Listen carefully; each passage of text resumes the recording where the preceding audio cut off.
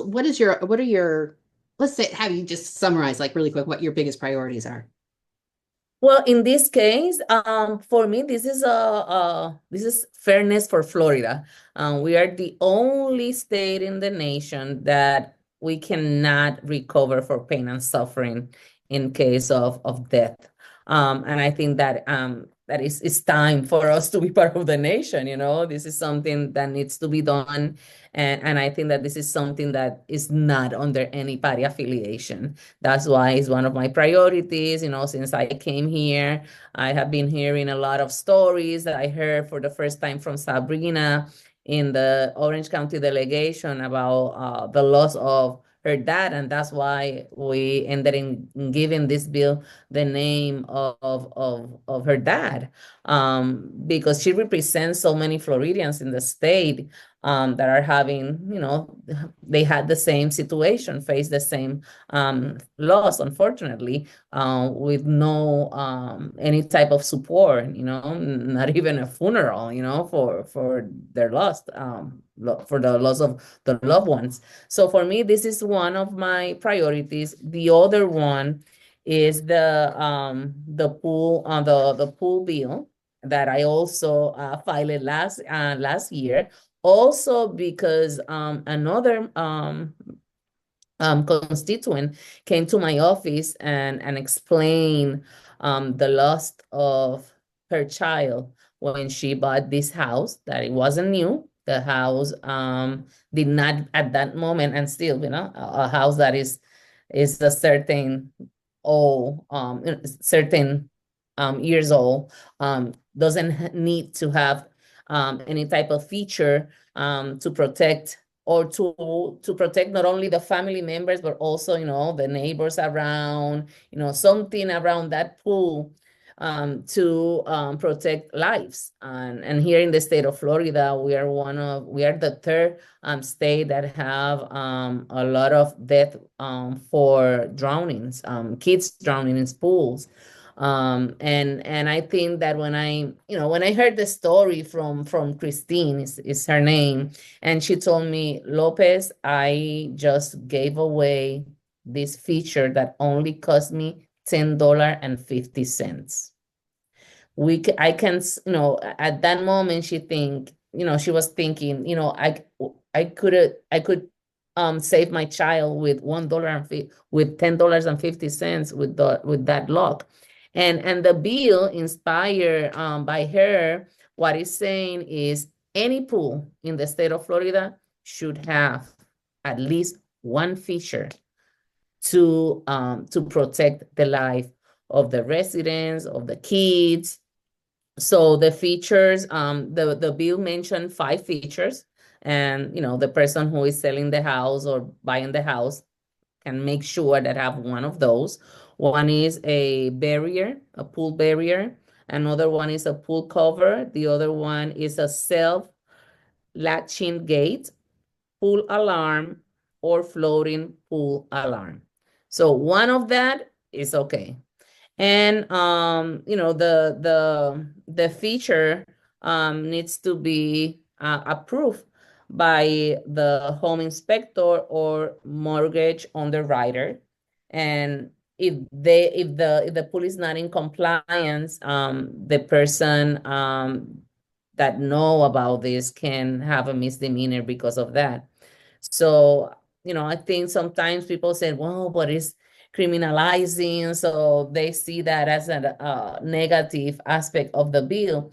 But, when you go and trying to buy a house, the person who is selling the house is going to make you aware of this new law, because even the law provide for an educational portion.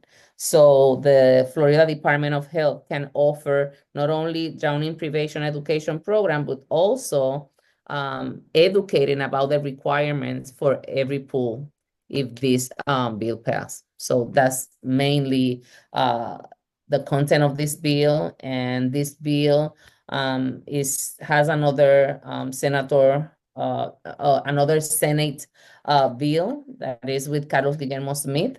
So we also have that mirror bill in the Senate. So with that, I also have two new bills this year that is inspired by my constituents as well. I have this tour in three pawn shops in my district, and there we were having this conversation on how many employees he has in the pawn shop, the trainings, and all the benefits of all his employees, and also the benefits. When a person doesn't have a good credit, they go to a pawn shop. And the situation in the pawn shop is that they have to do every transaction in papers. So instead of doing digital. So in another states, you go to a pawn shop and you can do the transaction, you can do everything electronically. We are not saying that because the law provide the opportunity to have it digital, you don't have the option to do it in paper. If you want to continue in paper, it's on you, but at least giving our pawn shops the option to have this transaction digitally. Because if not, they have to storage the paperwork for 5 years. So imagine all the transactions in papers for 5 years in a storage in the pawn shops that we have. So they don't have enough space. Plus now they have all of this paperwork file in the storage room. But it's just an option, so they can also have the digital option to avoid the killing trees by having all of that trace of papers. And that bill is with Senator Trudeau. I also have a mirror bill in the Senate side. I am very honored to have senators on both aisles, Democrats and also Republicans, having mirror bills that I'm filing here in the House. So it's an honor for me that we can work together just to help our constituents in the state of Florida. And also, I have, as a former teacher, I'm a former teacher. So I have this bill. Our students of our ESOL students, when they came from their countries, during the last 2 years in high school, they have this option since 2021 of having different options or tests to pass the English language test. They have it in English, but they don't have it in math. The only thing that this bill is doing is just expanding the same opportunity that they have in the English language, give it to them in the math, specifically in the Algebra 1, and of course exam, that they can have another assessment to pass that class. But it's an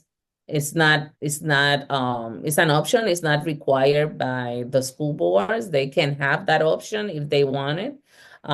So they can identify, which other assessment can substitute the Algebra 1 class. But it's an option, expanding something that they already have in the state of Florida with the English class. Now they can have it in the math class. The other bill I thought was very interesting was the termination of rental agreement by victims of domestic violence. Yes. I, I realize that's a new one, but Yeah, the new one. I recently filed that bill. I really want to make aware our landlords about domestic violence. Me as a victim of domestic violence, I have for 1 year, I have a protection for 1 year. And I remember that it was very difficult, to feel safe, So thank Lord, the person, after 1 year, the person moved from Florida. But while I was living in Florida, and I know that the person's still there living, even with the protection, I didn't feel protected because we are not having anybody watching us 24/7, or making, all the things that happen nationally. Mm. So with this bill, my district aide, I was here in Florida in committee meetings, and my district aide went to an event for Harbor, and he said, listen, I'm because we have spaces at that moment. Said, listen, I heard this lawyer talking to me about, and I think his name was Williams, last name Williams, and he's talking about this amazing bill, for domestic violence and victims. And I think that you're gonna like it, because my story. So he started talking to me about the bill, and I said, listen, talk to the lawyer, let's make it happen. But I did not find a senator, but I think that at least if we have it only in the House, and we find people that like the bill and advocate for the bill and understand the importance of the bill, is something that we can start from this year, and I have another year to talk to senators and try to find a mirror, a person who are willing to create the mirror bill for this one. But I think that we have to start having the conversation, because when we have a victim of domestic violence in an apartment and that on a house, and that person needs to move to another place, most of the time the credit or got messed up, or the person when leave cannot be in another place because she already or he already have this situation with the previous, this debt with the previous place that she's living or he's living. So I think that at this point, having the conversations are extremely important to see which changes we can make to this bill, who is in favor of this bill, and who is opposing to this bill, and why.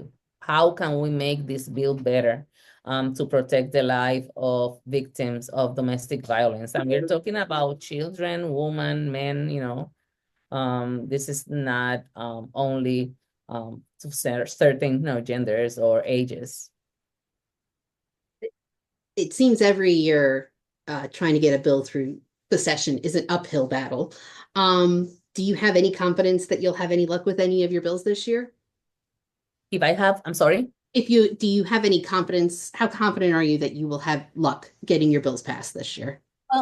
I feel confidence in terms of the conversations that I'm having, and also, I had a meeting with the speaker, and I directly ask him for advice and mentorship, and also another senators and also state rep on both aisles, talking about the bill, talking about what they think. Also organizations, for example, the pool bill, I was hesitating in filing because the previous sponsor, she has another comprehensive bill, and I was thinking, if she has a comprehensive bill, that might be included. So I'm gladly, withdraw, because somebody else is gonna work in the same issue, the same challenge. But I received visitors, unexpected visitors advocating for the bill. So when I saw, these experts in buildings, experts, with pools in the government side, asking me for the bill, he said, listen, no, this bill is great. Maybe the other one passed, but I don't think we have this specific bill in the other bill. So please don't drop the bill and file it. So that's why, I called Carlos. Said, Carlos, I know the bill is drafted in the Senate. If do you want to file it? And I explained to him the experience of the visitors that educate me more in the topic, and even help me in the language. So the bill is gonna have an amendment in one part, just a word, and saying law enforcement, or and another word, because sometimes, to make this bill happen, there are certain people that in certain district it goes in a different way, or is in charge of other type of professionals. So they helped me with the amendment, with that word. And I talked to Carlos, and Carlos fall in love with the bill. So sometimes the conversations make us, that's what make give me more hope to not stop and continue to advocate. Mhm. Because experts are saying to me that I'm not an expert in pools. I'm just here trying to pass bill based on what my constituents are asking me. So having professionals on the fields that that are related to my bills, mm, make me more confident, and make me more bold. Okay, so if those people that are more expert on this topic are saying that, so they know.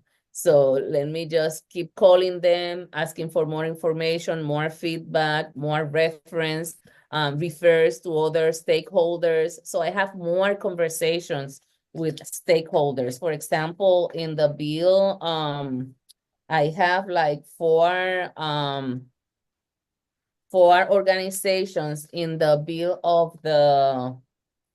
um uh, the bill of the ESOL students Okay. that I found. That is the Florida Association of Bilingual Education, Florida Association of Bilingual and ESOL Supervisors, National Association for Bilingual Education are in favor of this bill.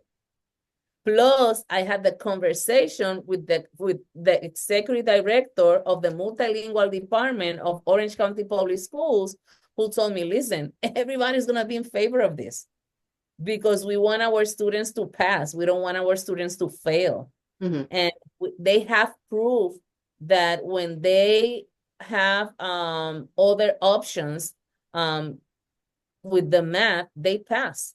So it's listen, and she told me, said, Johanna, the Department of Education was the one who provide that option in the English language subject. So I think that, and she recommended to me, I think that giving them the option of math, it will be also an asset. And if that specific county doesn't need it, they don't have to use it. But and I think that in the school system, we want our students to succeed. We don't want our students to fail. I Mhm. think that is something that help everybody, not only the students of ESO, but also the society. They're gonna continue, they're gonna go to higher education, or just go to the workforce or to the army. So it's gonna be something that is, positive to our society.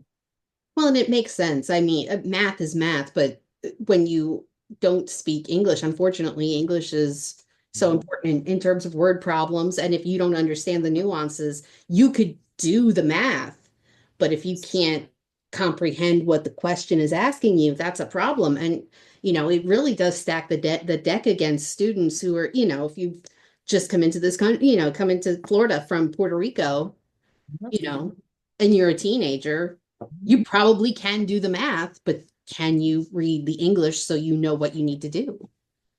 The verbal exercises that are, sometimes culturally, not even the language. Mhm.